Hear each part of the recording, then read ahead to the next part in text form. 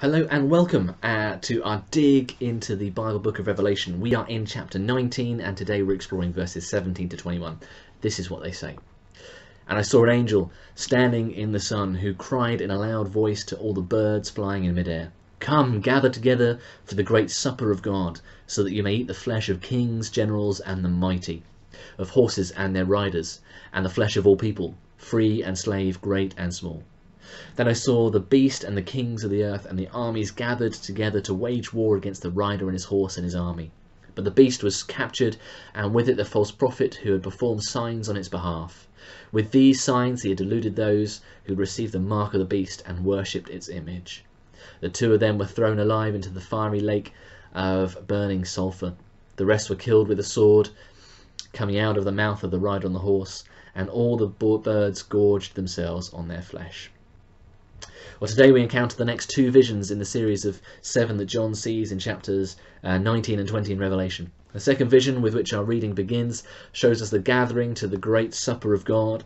Now, earlier on in chapter 19 we were called to gather to the great wedding supper of the Lamb, but this one here in our verses is very different. This is a gathering to a judgment. The metaphor of a meal is used in the same way as the metaphor of the woman earlier on in Revelation, when we saw that the prostitute depicts all who reject God's offer of salvation in Jesus Christ, and the birds here depict and the bride depicts all those who accept the offer of salvation in Jesus Christ. Here then in our verses today we have a supper of judgment, a gathering together of all the birds to feast on the remains of people of all social groupings, kings and generals, mighty men, all people, slaves and free, great and small.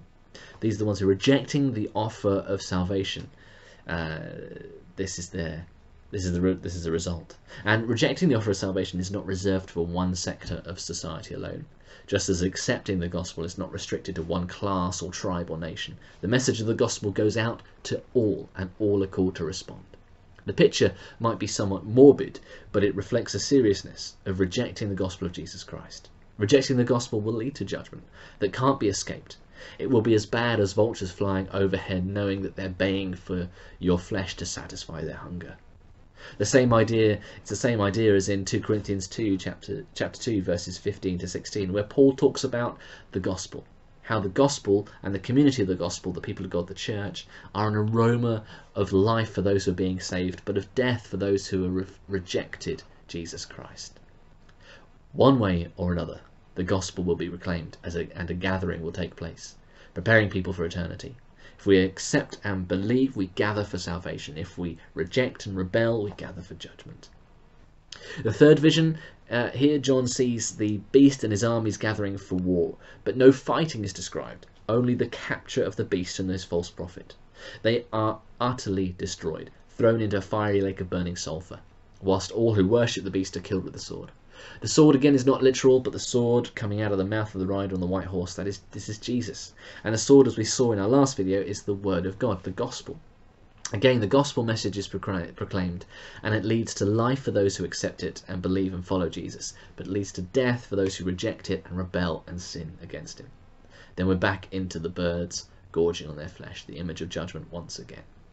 The fall of the beast is likely to be a reference to the fall of Rome, as John has repeatedly used Rome, evil empire, that his original readers would have understood, would have grasped.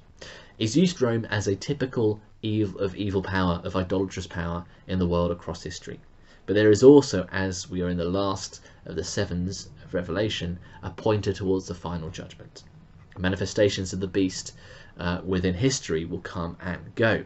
Rome falls but rises again in another form. Think Nazi Germany, think Mao's China, or China today even, think North Korea today.